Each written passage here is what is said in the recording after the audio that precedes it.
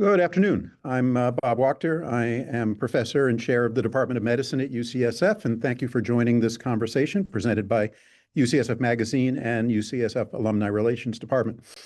We're going to talk about AI in healthcare. Lots of discussion about this topic.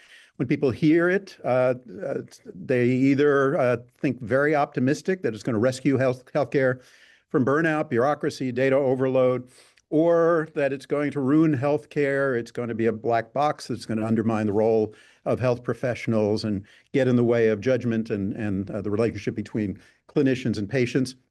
The truth, of course, in something this complex lies in the uncomfortable middle ground.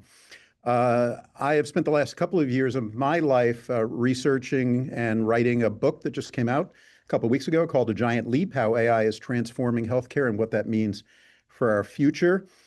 During my research and during the research, I spoke to about 110 people, including leaders of health systems, folks in medical education, folks in technology, venture capital, large health systems. I was struck by the idea that AI, unlike almost anything we've ever seen before, has the potential to transform medicine to be really a critical piece of infrastructure and has the potential to influence the practice of medicine and the way we deliver healthcare in ways that are probably different than anything we've ever seen before. I was also struck by the fact that this may very well be the largest experiment in the history of medicine as we bring this kind of weird but remarkably effective, in some ways, technology into our worlds without really knowing where this is going to end up, but also recognizing that the healthcare system is in pretty desperate need of transformation and improvement. So it's a fascinating time. It's a time where there's a lot of discussion about directions going on.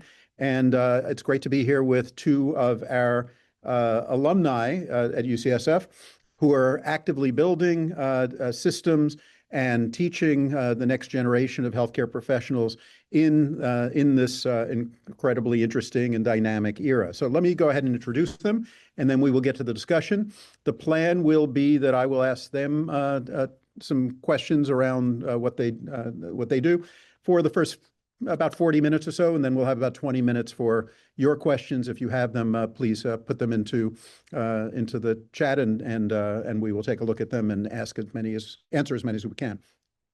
So our first guest is Dr. Priyanka Agarwal, who is co-founder and CEO of a company called HealthEx, where she's developing AI-driven platforms to promote data sharing and data flow, which hopefully will facilitate patient preference, consent, and compliance.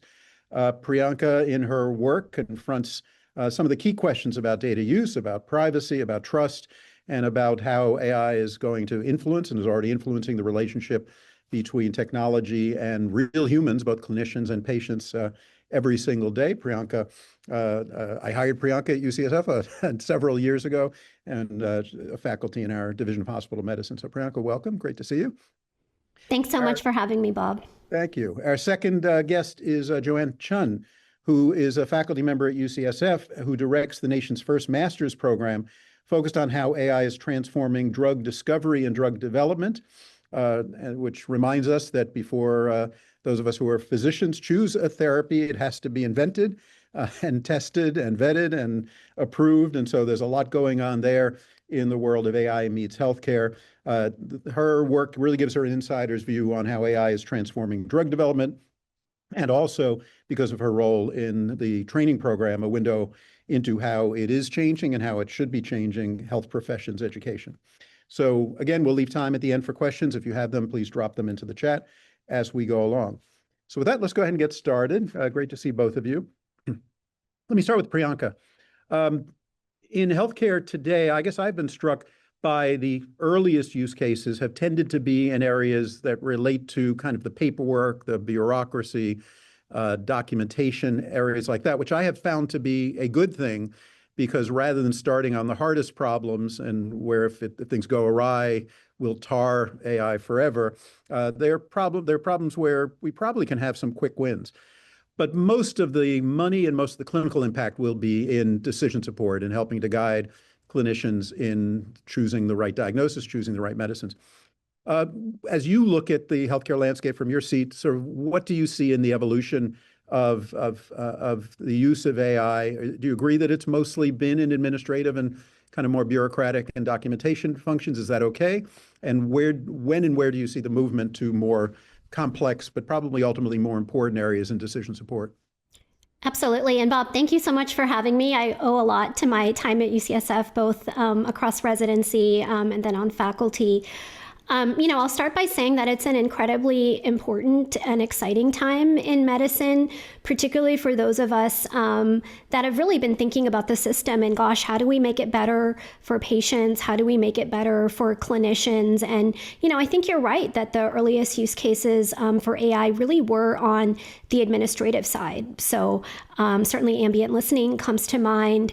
But we've seen in the last year, AI really spread for clinical care, whether you look at the rise of teams like Open Evidence, you see, I think, the incredible demand that consumers have for, using AI to ask questions about their health. I think we've seen some of the statistics that, big teams in this space have put out. So, I think the reality is that there's a tremendous demand for support on the clinician side and on the patient side. So, I think it's a really important time as we ask questions about, safety, adoption, what's the kind of best way to, move beyond the administrative to true clinical decision support, both for clinicians and for patients. Yeah, let me push an area that struck me when I was writing the book that I didn't really fully understand. When a clinician uses an AI tool, whether it's GPT or Gemini or a more clinician-oriented tool like Open Evidence, I sort of didn't fully appreciate how different the clinicians are as users than patients are. And that the same tool that might work perfectly well for me because I know how to vet the information to put in and I know how to interpret the information coming out might be very different. You might need a very different tool for patients. And yet the tools we're using mostly are sort of the same. They're just different versions of the same generic chatbot kind of technology. What's your thought about that? Do you think patients are going to need different tools? And have we invented the right tools for patients yet?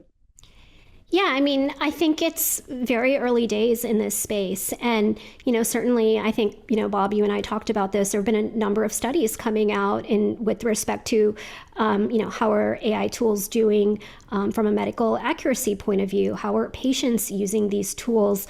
And I think it's still really early days for the myriad of ways that essentially consumers are going to use AI. And so, I think chat is one way that folks can interact.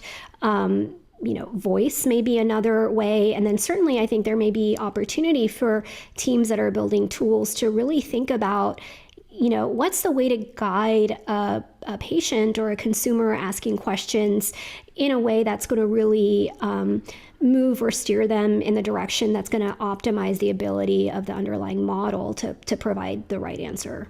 Yeah, I guess I have the sense that a tool for a patient should be more, this may be doctor-centric, but doctorish, meaning that a patient has a symptom and then it does what you and I would do, which is say, or you have a headache, how long has it been going on? Do you have a stiff neck? Does the bright light hurt your eyes? And those tools are still kind of in development. That's GPT or Gemini don't do that naturally. That's right. And I think that's where there's just tremendous opportunity for both teams in this space, but also places like UCSF, clinicians to really help guide and steer, what is the best way for patients to engage with these tools. And I think we're still learning a ton.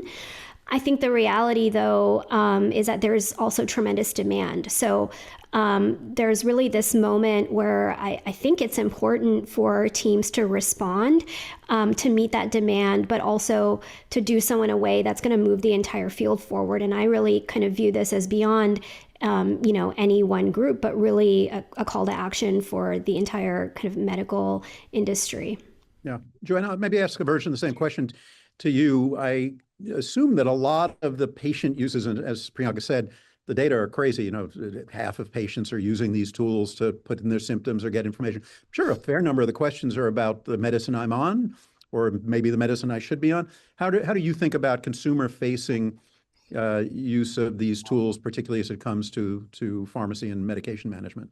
That's a great question, Bob. And I do feel that the models, we're using the same models, like you said, the same tools, but when you're interacting as a patient versus the expert physician, there are different guardrails that need to be established. So we have to ensure that the patients receive information that's appropriate to their level of like how to use that information. So I think again, the models have all the information. It's just what information is going to be released to these patients versus the physician to guide whatever decision. So do we need to have a human in the loop, if you will, to really make those decisions to like what is going to be facing the patient versus what's facing a physician or a domain expert? Mm-hmm. Yeah.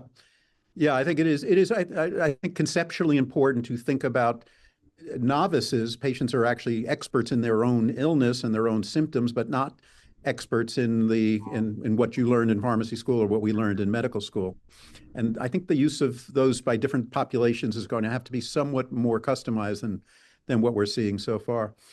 One of the things that strikes me about medical education, I saw this as my daughter went through medical school. It's an interesting progression because you begin as a novice and actually you end, if things go well, as an expert. But your education in the beginning needs to sort of assume that you are coming at this as a layperson. So you've been building educational programs, keeping in mind now AI and its capabilities and its limitations. So how have you thought about that, as you try to structure education programs? Have you thought about it, and maybe specifically, what are the new competencies that health professions education needs? And are there old competencies that people don't need anymore? Another great question, and that's one thing many of us educators at UCSF are, thinking through carefully and being really focusing on asking the right questions, right? Having the skill to be able to critically think through problems, because now the skills that we don't need are memorization, right? Because we can retrieve any information with our chatbots using GPT. You can gather lots of information, but again, comes back to asking the right questions, having that domain expertise, really also interdisciplinary thinking. That's another emphasis of like our teaching right now, because you have for biology research, you have to understand, for us, pharmacology, and then how these AI tools are used in that specific domains. What are the key tools that we can leverage to really be more effective in the jobs that we do? So again, understanding AI capabilities and also their limitations. So those are the things that we're trying to focus on teaching. Yeah, I think it's pretty tricky because you might say, as you did, they don't have to memorize as much. Mm-hmm. And we kind of said that when Google became a thing too, like they can look everything up. And yet I think we made a good decision to say that they can, but they won't. And there's not enough hours in the day. And you have to know enough stuff, enough facts, and enough about diagnostic reasoning to even know what to put into Google and now what to put into GPT or open evidence. So are you, like, if you were the czar of pharmacy education, would you be taking some of the fact-based education that you used to teach people off their plate, or would you be saying maybe not quite yet, A, because the tools are imperfect, B, because the human will need to know the right questions to ask, and C, they don't have enough time in their day to be asking it every single step of the way? I think I would still retain some of that, foundation, definitely the foundational knowledge, so critical, but maybe the way we present it should be different. So the way we teach it, and perhaps in more like a hybrid format where you can access the material rather than like this is classroom teaching. So really separating that material from like really, I think how we really teach is project-based. Teaching and working on problems. We don't have exams, few exams, retrieval information again, but it's like what you can come up with your ideas and show that in the project as an output. So more emphasis on reasoning and thought thinking Yes, and creativity. use of teams and use of colleagues. Great. Priyanka, I don't know how much you've thought about medical education in your world now, but do you have thoughts about what we should be teaching more of and what we should be teaching less of? For if a version of you was starting medical school or starting residency today, what would you say about that?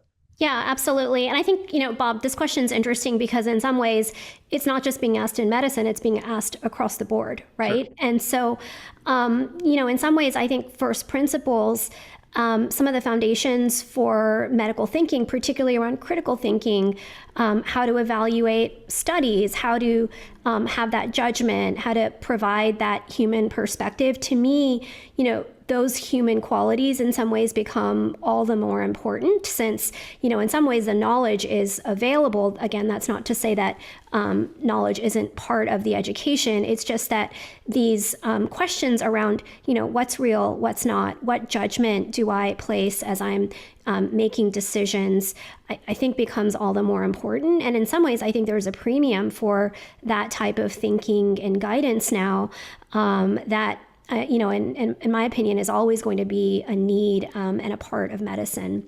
And so, any new parts of the curriculum, any things that you didn't learn in med school, but we should be teaching today? Obviously, you said there should be more of an emphasis on critical thinking, but anything brand new based on the fact that they're entering an AI world? Yeah, I think that there is also tremendous opportunity for physicians to be building the tools that are going to make their lives better. And I'm sure many of us saw the cardiologist from Europe who kind of built an entire suite to support patients with their visits. And so I think that type of thinking may be interesting insofar as we want physicians to be taking the lead in, what do the next, branch of solutions look like. Certainly, for a long time, it was the EHR and, ambient listening has been another wave. So I do think it's valuable when there's clinicians who are helping to come up with the what's next for medicine. So I think there's likely an opportunity for kind of creating that AI native perspective for medical students. That's interesting because in some ways that syncs up with the current moment where there's all this sort of enthusiasm for things like Claude Code and tools that can do. If you said 15 years ago, we want to teach a clinician to be able to build some sort of tool in their practice, you'd have to teach them coding language, which seems like a lot. Whereas today, you may not. You may need to teach them sort of what these tools can do, but the kinds of things that you need to do to prompt the technology may be pretty straightforward. It may be more a matter of understanding what the technology's capabilities are, and then relatively straightforward in terms of how you then turn that into an action. That's right. Your sense, yeah?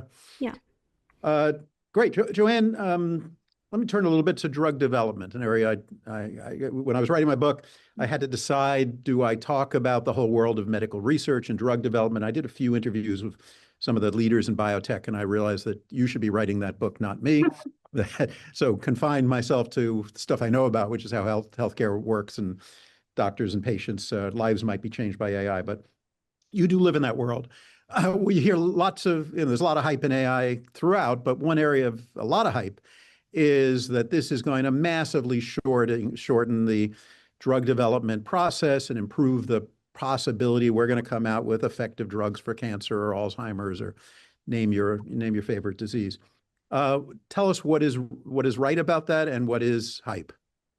Of course. Yeah. So I think many of us know that, taking a drug to market, so drug discovery and drug development is really a complex, time-consuming, costly endeavor. So on average, it takes 10 to 12 years and billions of dollars, and many candidates fail. And the truth is that AI has the potential to impact every stage of this drug discovery pipeline, and it's really already making impact in accelerating that entire pipeline. I think what's really real is helping us sift through billions of different compounds, so helping us find novel targets. That's really already happening. It's also helping us improve clinical trials, like identifying patients who would benefit most from these treatments. So that is real. I think what is hype is that the idea that AI can create and reinvent a whole new drug by itself. So there's always that human in the loop. And I think that's where we really have to focus on that. AI is just a tool that will help us accelerate and make this process more efficient, but it's not going to be able to do it on its own. And there's, again, the models can be perfect, yet what we see in the models doesn't always translate what we see in the clinic in real life. So there's still that huge gap that we need to bridge. I mean, I assume in that 12 years, there's a pretty decent chunk of it, and the money is for clinical trials. Is, all right, we have a candidate, it looks good in whatever animal model or theoretical model. Maybe AI helps us with that. Maybe it makes us better at predicting that. But still, we're probably going to want to try it in 1,000 humans, which takes time and millions of dollars. And then there's this thing called the FDA that's going to want some level of evidence. Is there something about AI that may transform those two stages, the testing and the approval process? Absolutely. So in a testing area, we can now borrow data from other trials and from and use that as a component of our control trial. So in randomized control trials, we have the placebo group, right, the control group, and the trial.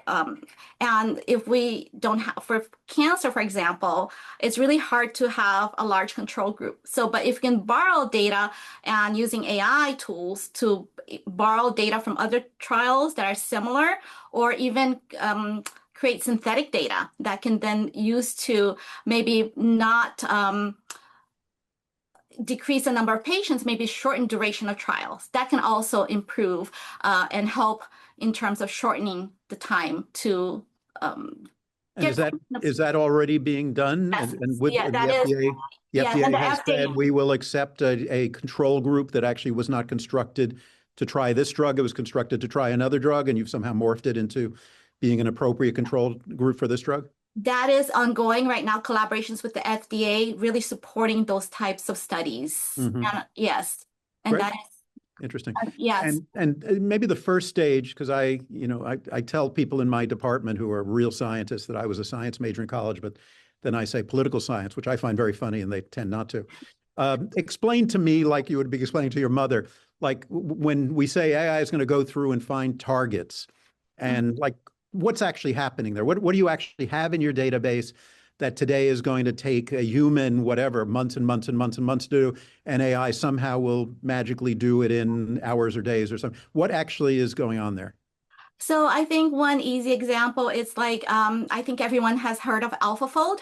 And how it's able to predict the three-dimensional conformation of a protein. So that is like, if you think of like, if I were to explain to my mom, like, okay, it's kind of like the target, it's like a lock and a key where you have to fit, the key to the target, right, to the lock. And if you're able, you need that three-dimensional structure to understand how the drug would fit. So what used to take like years, like an entire PhD to really figure out the three-dimensional structure of a protein, now we can predict that with AlphaFold. So if you can predict that three-dimensional structure, then you can also like accelerate like testing that fit.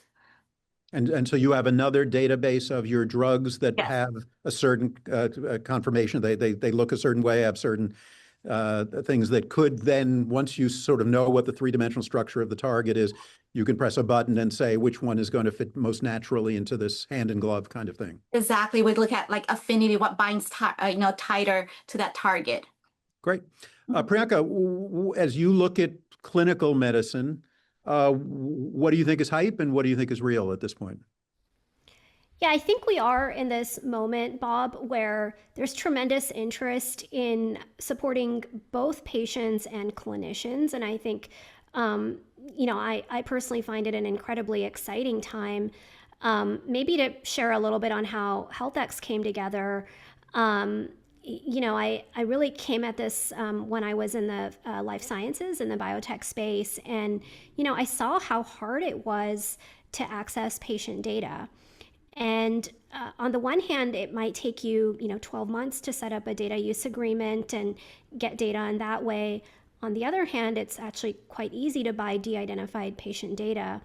And, actually coming from UCSF and the sensitivity with which we treated patient records and the carefulness, I was personally just really surprised to see that practice. And I really thought first principles that, gosh, I think the folks that should be deciding how to make their data available in some ways should be the patient. And, particularly for folks that have rare disease, many of them actually would love for their data to be more available for research and other, I think, higher order efforts. And so that was really about 3-4 years ago. And I think what's been exciting is now that feeling of, patients should have more control is really being voiced by many folks in healthcare, starting with CMS, the administration, and now with the rise of AI, there's actually incredible importance and use towards folks having their records so that as they're using AI, there's context available. And so I think it's really exciting, having been in healthcare for 20 years now, that we're in this moment where there is opportunity to create incredible, patient-centricness, create incredible agency for folks that I think have been really hungry to be able to navigate their health journey. And, certainly a lot to figure out from a safety and evaluation perspective, but I just think the general energy in healthcare right now is really exciting. And, I'm sure you've seen some of the research showing that healthcare has been one of the fastest adopters of healthcare. And I think there's just tremendous need. Yeah. It's a really exciting time. Yeah. Tell me why I need HealthEx. All my data, I think most of my data is in my Epic system, and I can sort of see it in my patient portal. And so what is it that you will allow me to do that I can't do today? Yeah, so I think just in a kind of brief overview of HealthEx, we're building what we call is the modern stack for consumer-driven healthcare.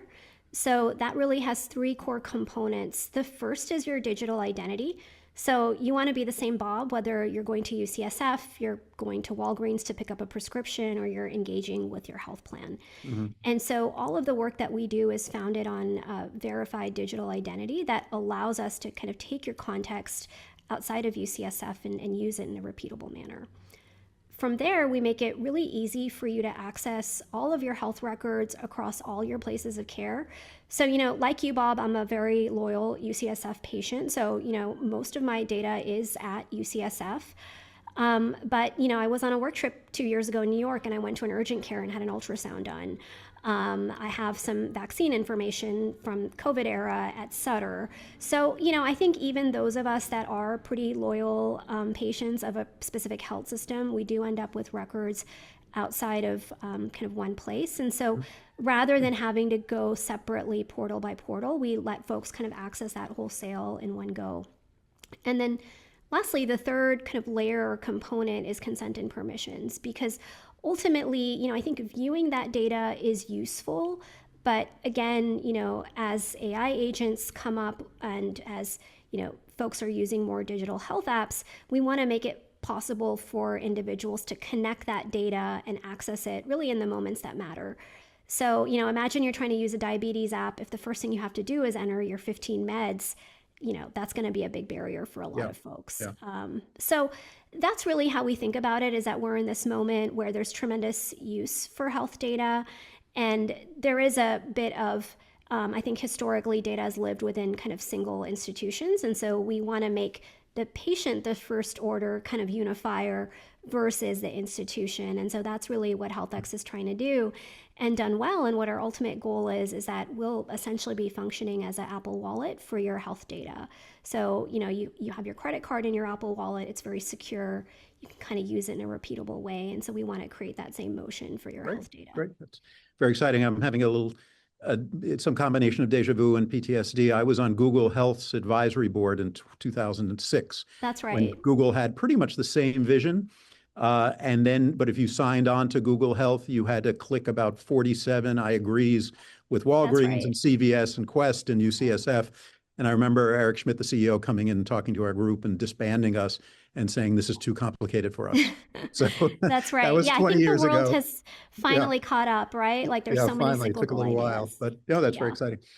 Joanne, one of the more interesting developments I've seen in AI meets healthcare occurred about a month ago when the state of Utah agreed to allow an AI tool made by a company called Doctronic, actually co-founded by a UCSF faculty member, to refill prescriptions without having a physician weigh in. And the thing that made the most news was they bought malpractice insurance for their bot, which was, I think, probably a first. What do you think about that? Actually, I think it's a good idea because I think, from my understanding, a lot of these refill prescriptions and for chronic conditions, if I'm correct. And so I feel like, those are kind of stable data. So a lot of times when we have like static data that's not really changing, AI does a pretty good job with predictions. And if there's any changes, I think that's when, if there's a flag that then engages a human in the loop, I think that's what a system they have in place. I'm comfortable with that. If I were the patient, I think I would feel pretty confident in those algorithms being able to do just as well as physicians in ensuring that the correct medication is being dispensed. Yeah. Yeah, no, I'm perfectly good with it too. I think it's a nice example of taking, without saying we're going to replace the physician. Can you look, and you think about the life of a primary care doctor. Today, there was a study a couple of years ago that said if a primary care doctor just did the preventive stuff they're supposed to do, that's 27 hours a day. Wow. If no patient comes in with an illness.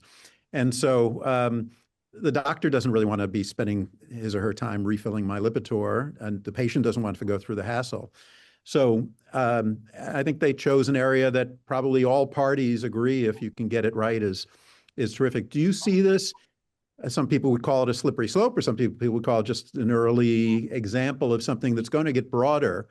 And I guess my thinking is that if patients are using chatbots and AI for diagnosis, and they're confident that they have a urinary tract infection or they have whatever it is, then to have to go see a doctor to get the prescription is going to be increasingly annoying. Yes. Do you think that's where this is going? That over time AI will take on more and more of these roles? Yes, much broader usage. Like another example is like oral contraceptives, right? That's, again, it comes back to the risk versus the benefit. And if the risk is not that high and the benefits are greater, that's where you're going to see faster and greater implementation of these, usages. Yeah, the head of the FDA, Marty Makary, just announced that he is inclined to really open up the spigot, not so much for AI, but to make many, many more drugs over the counter, unless they're clearly dangerous. It's tilting the balance between needing a prescription and not. And obviously, there's been a history of antihistamines and nonsteroidals were originally prescription now. But I guess you see that also happening, that more and more things are available over the counter to the patients? Yes, and I'm totally in support of that. I think it's a positive direction we're taking. Great. Okay. Priyanka, any concerns, or do you think this is a good direction, that as the AI gets better, we're allowing it to do something that we used to say that's a doctor role, in this case, starting with refills, but you can imagine that it will not end with refills? Yeah, absolutely. I mean, I think about the analogy to self-driving cars, which I think, many folks are using at this point, where, there's sort of a progressive graduation to more complex tasks. And so, I think this is a really reasonable place to start, which is, common sense refills. There's an agreed upon list. And, I do think it's not going to stop there.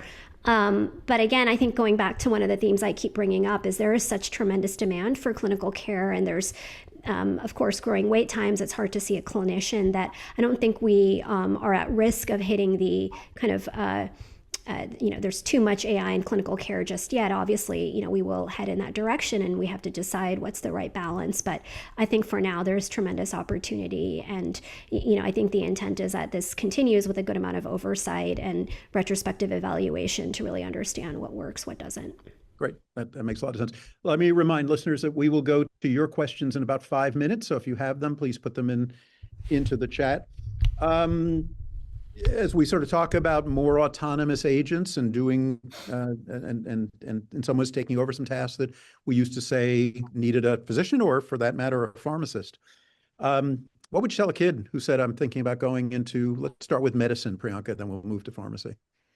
Absolutely. So, I'm kind of living this, Bob, because my kids are elementary school age. And so, they sometimes say, I want to be a doctor. And, I still think, going back to the earlier question, Bob, I think there's tremendous value in the training of medicine. There's tremendous just human value in, I just know from my days at UCSF caring for really sick folks at the end of life. And I don't think that type of interaction is ever going to be replaced. And, I do think that healthcare is the defining issue of our time. If you look at the government shutdown, if you look at the teacher strike in San Francisco, rising healthcare costs is really just a tremendously important issue in our country today. And I do think that the medical training, the practice of caring for people is tremendously additive and informative. And, I love to see more clinicians doing the systems level work to make sure that, folks that are making these important decisions are really coming at it from experience. So, I do think that medical training will evolve, and I think it should always continue to evolve. So that's not to say that, if one of my kids goes into medicine, that it's the same training that I went through. But I do still think that the profession and the training is tremendously valuable. And you think there will still be jobs 20 years from now for physicians? Absolutely. I mean, certainly the job of a doctor is going to look very different. And, I can't say how many patients a single physician may be managing. But again, kind of going back to the, what's real, what's authentic, judgment, taste, I think those pieces of the healthcare profession that, in some ways are why many of us went into medicine, right? I don't think that, writing in the EHR or filling prescriptions was writing really prior auths and sticking them in fax machines. Yeah, so I think if you... Well, you got an MBA, so maybe you learned that stuff there, but maybe not. No, I mean, school. The meaningful parts of medicine are, being with your patients. And certainly I think, modern medicine has added a good amount of kind of other noise to that kind of practice. Yeah, in the book, I landed in a pretty optimistic place, in part. I actually said, I think we're maybe entering a golden age of medicine, because if you think about the amount of stuff that we do that is not value added, as documentation, as dealing with the bureaucracy, AI really has the capability of taking a lot of that off our plates. And one hopes, not a guarantee, that it then frees us up to do the more human parts even better. There's a little bit of risk if you have an AI scribe and it frees up 2 minutes. Will the system you work in just have the hamster wheel go 2 minutes faster? I think that's a balancing act that really is an act of leadership to try to get that calibrated correctly. Joanne, what do you think in terms of recommending a young person go into pharmacy? Yes, and I also think the pharmacist role is evolving. And again, medications remain one of the most powerful tools we have in healthcare. And our medicines now are just getting more complex, right? So now we have gene therapies, cell therapies, personalized dosing therapies. So I think the pharmacists are going to become like experts in those domains. They're going to be decision makers and not just dispensers. So the role is evolving, and I see a huge potential for us to really embrace AI and how that can really help us become more creative in what we do in our jobs. Yeah, I mean, do you see, you talked about not just dispensers, but in some ways prescribers. Do you see, we talked already about AI taking on this role in some ways quasi-autonomously to do refills. Do you see also an evolution of pharmacists doing things that they're not allowed to do today? They need a physician involved in doing it because they have now AI at their disposal and they now are practicing at a higher point on their license? I do see that a lot, but I think that's not the area that I'm thinking there's more opportunity. I think the greater opportunity for pharmacists is not less so like taking some of the roles that physicians do, but more like in the different types of therapies we have. In particular, like digital health, digital therapeutics, which is another rapidly evolving area. So also like non-traditional roles outside of healthcare where pharmacists can really be more involved in developing some of these tools, and also like the role in industry where they can really bring a lot of domain knowledge to that area. So that is how I can also see our profession kind of evolving. When you say digital therapeutics, give me an example of what you're talking about. Like a glucose monitor can actually measure your glucose levels, and then depending on what the level says, it can inject your insulin. So for you, it can calculate the units and inject. So those are, treatments that are data driven. So Yeah, AI, interesting. right? So, Yeah, no, I hadn't really completely thought that through. Yeah, we're all familiar with, all right, there's a tool that can measure your glucose in real time, and now a pump that can deliver it, and it can be, a closed loop system that is basically creating data-driven therapeutic decisions. But I guess you can imagine such a thing playing out in other diseases, in asthma or in inflammatory bowel disease or other things where there's a measurement, AI-enabled measurement arm, and then a therapeutic delivery system somehow, and it's a closed loop. yes, absolutely. Interesting. Interesting. Okay, we are at the time where we're going to open it up to your questions. So if you have any, please throw them in the chat. I will start. First question is from Nicole Jackson. Thank you. I'm concerned about cognitive dependency on these tools. I still believe blending good old-fashioned analog with digital insights is the best way to go. How are you preserving both and providing for digital balance in decision-making and also as a wellness practice? Very good question. Joanne, you want to start with that? Yeah, that's a good question. I think, again, it comes back to that human in the loop, right? That, AI can help us gather the data, find patterns, and then help us make informed decisions. So somebody still has to be that human to look at the output of these models and then decide what to do, right? So I don't think it's going to be trusting and over relying. I think that's one thing that we emphasize in like, when do we feel we're over relying on, what AI is trying to tell us. Yeah. Priyanka, anything to add? And someone gets at this issue of de-skilling, and is this something that we try to get across from our trainees, that it's sort of in your interest to not depend on these tools? You should try to come up with the diagnosis yourself before clicking the chatbot. In the same way in writing, you should do the first draft yourself before asking Claude for help. Or do we, in a training environment, do we actually try to build enforcing functions?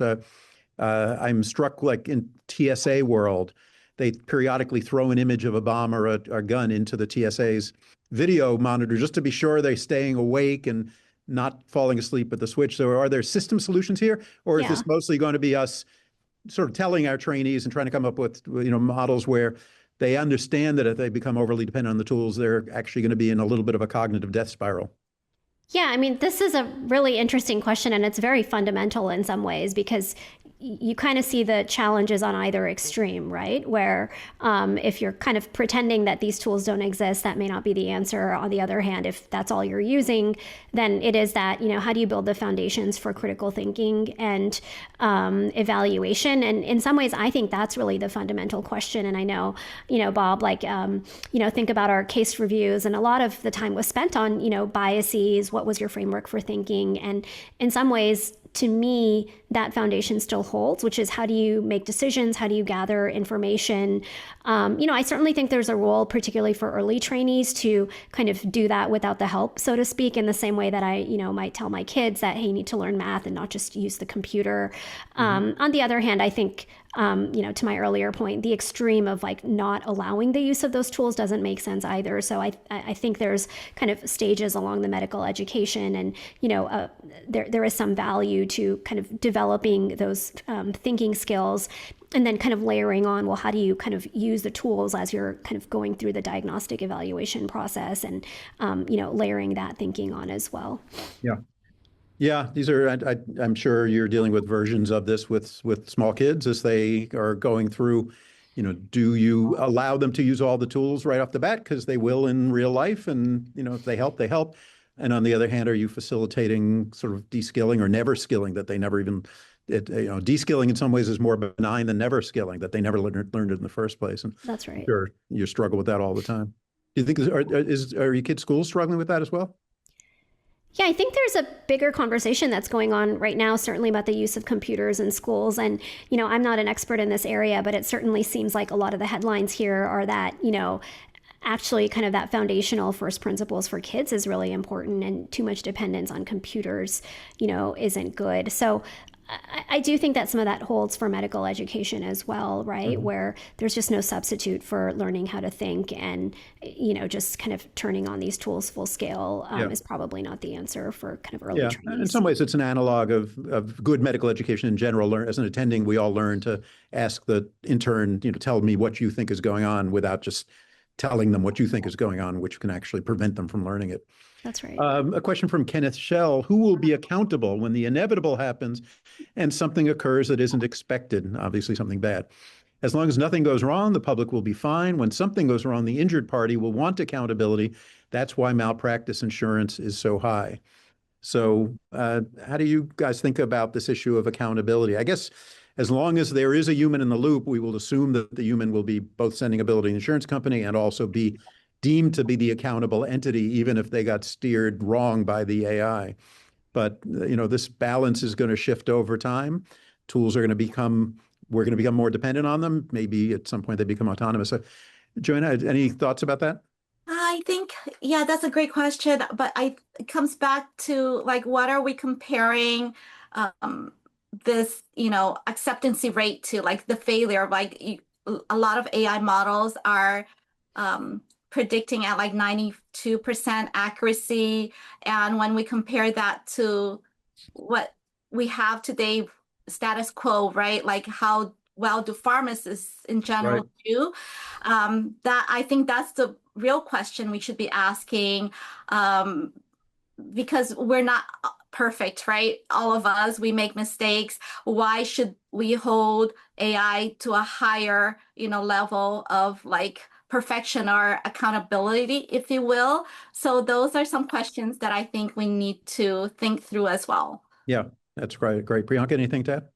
Yeah, I mean, I think another theme that I often return to is just the need for ongoing real-time evaluation, because, the reality is that bad things are going to happen. Unfortunately, they happen every day in clinical care. They're going to happen through the use of AI. And so, again, going back to the self-driving analogy, I think one of the things that's been tremendously beneficial in convincing people to adopt self-driving has just been showing that data from millions of miles and showing that, yes, bad things do happen, but on the average, self-driving is actually safer than human drivers. Yeah. And so I think we're going to need something similar in medicine. It's challenging because, our systems aren't set up for that type of ongoing real-time evaluation in the way that, say, a car is. There's a lot of kind of humanness in medicine as well. So I do think that that's a, big fundamental question for us to think about as a field is, what does evaluation look like? How are we being honest about, what's working, what's not working? I agree with Joanne's point that the converse isn't perfect either. And so I think it's tough, and we ultimately, I think, have to have kind of the patient's best interests in heart, which is an obvious statement, but I think healthcare can just be tremendously hard for folks to access, to navigate. And so, the answer isn't turning everything off either, I'd say. Yeah, I think it's important. It's one of the reasons why it's so important to gain trust early, because there will be an iconic case of something terrible that happens. We're beginning to see a little bit of it with the mental health chatbots, where you hear these pretty egregious examples of things that it said to teenagers and bad stuff happen. And it's awful. And yet I wrote a piece in the New York Times a couple of weeks ago that basically there are, hundreds of millions of people getting advice from AI and that they're finding useful. And try to find a psychiatrist or a psychologist in San Francisco. And if you can, try to find one for less than $300 an hour. It's not easy. Yeah. So when we're seeing it in the driverless car, there's no more debate about that Waymo is safer than a car with a driver. And yet a couple of months ago, Waymo ran over a cat and it became like a front page story in the New York Times that you see, I told you it's not safe. How many cats do regular drivers, run over? And there, of course, was another driverless car company in San Francisco, Cruise, that ran over a woman and went out of business about a year later. So there is a risk that this kind of stuff will happen. The line I like is Joe Biden's old line: "Don't compare me to the almighty, compare me to the alternative." That's right. And, absolutely. We should not be comparing these things to some mythical system that we do not have. We have That's the right. system we have. Yeah, and I think as clinicians, Bob, we all have kind of those cases that are really seared in your mind of, somebody that didn't come in to get care, and there's such advanced cases that you feel like, my goodness, we shouldn't be seeing this in America, and yet you do. I will say, in response to the question, I'm on the board of a very large medical malpractice insurer, and our feeling is that that the tools will take on more and more autonomous roles, that they will have insurance for that. And whoever is deciding to buy the tool will make a decision whether or not the tool is accurate enough and trustworthy enough, and probably won't do that unless they think it is safe and effective. But they will get sued if something goes wrong. I think the tricky part is the human in the loop, where the human really becomes very dependent on the tool. The tool steers them wrong, and yet the human is the accountable, left holding the accountability bag. Let me take one more. This is from Prem Lal. This is probably for Priyanka. What are the HIPAA implications of sharing patient data with external AI vendors for analysis or model training compared with using AI tools built and managed within a health system? Yeah, this is a great question, Bob, and maybe to answer you directly, Prem. So, one of the really interesting things from a regulatory perspective is that, as consumers, we're all entitled to access our health data under the 21st Century Cures Act. And once it's the individual accessing and sharing their data, that data is actually no longer covered under HIPAA, because the idea is that, if you're an individual, you should be able to share that data freely without the rules that, say, a hospital has. So when folks using our service are choosing to share their data with a health plan, with a digital health app, with an AI agent, that is the individual choosing to share their data with a service or a tool. It's not HealthEx sharing that data on the individual's behalf. So from a regulatory perspective, it actually simplifies the way in which we work with partners, because it is ultimately the individual deciding in what manner they'd like to share their data.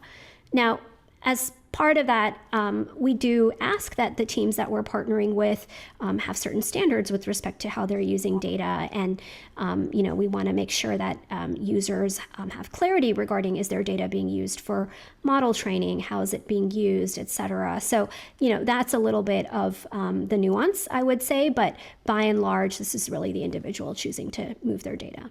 And maybe you may not be able to answer this, but if I was that individual and all my data are sitting mostly in UCSF, as you said, it's maybe in a variety of places, and I'm trying to decide whether I want to move it over to GPT Health, which now says it's going to take my data and store it in a separate place and not make it available for training or other things, and Claude has a version of the same thing. Would you trust that? So I think, the reality is that if you ask 10 people in a room, you're going to get some spectrum of response from every person. And so I think ultimately that choice sits with kind of the individual and what's the value that they're getting out of it.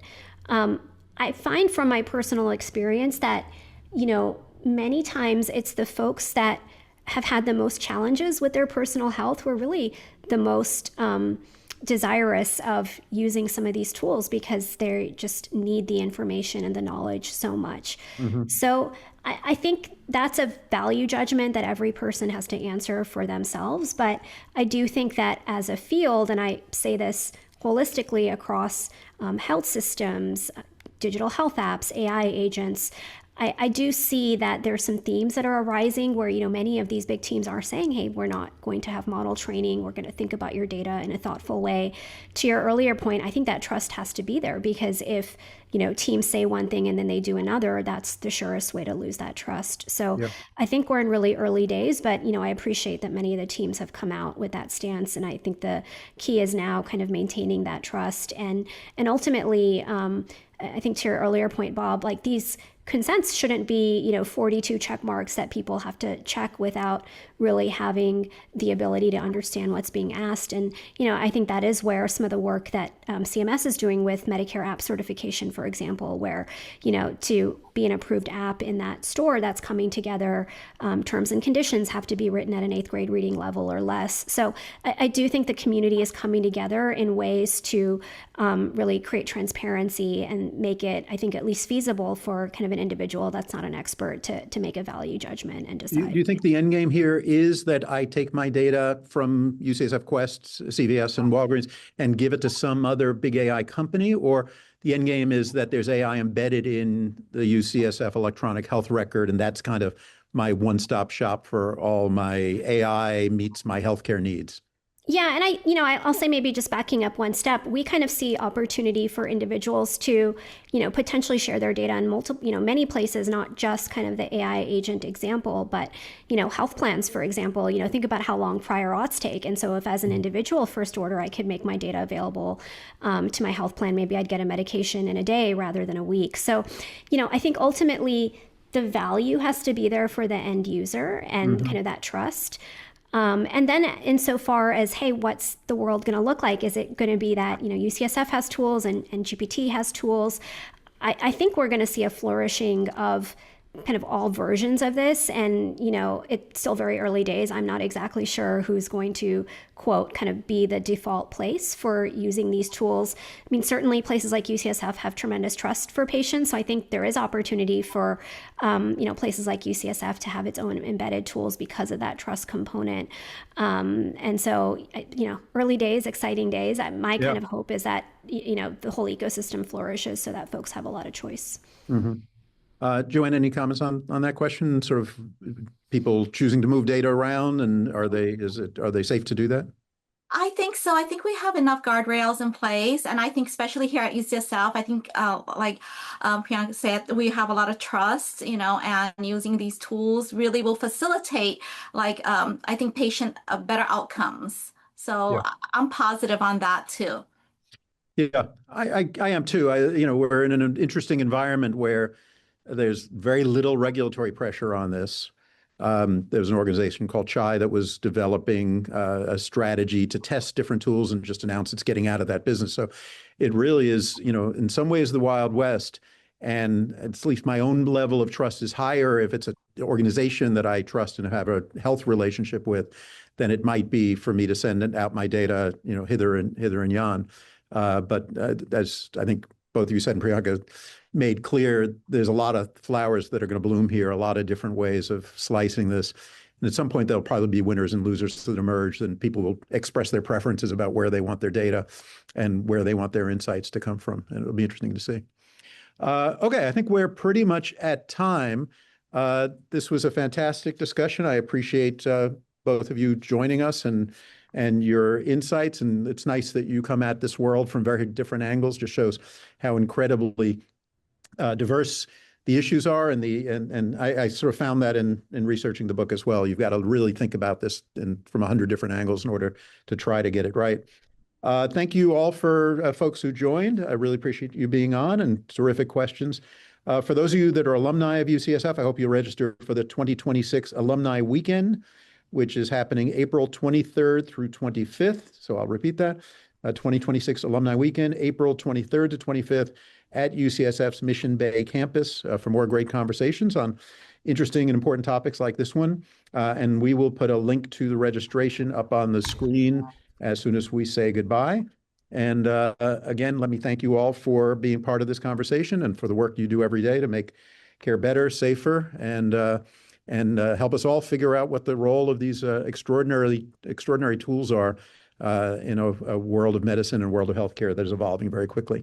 Thank you so much, and have a great afternoon.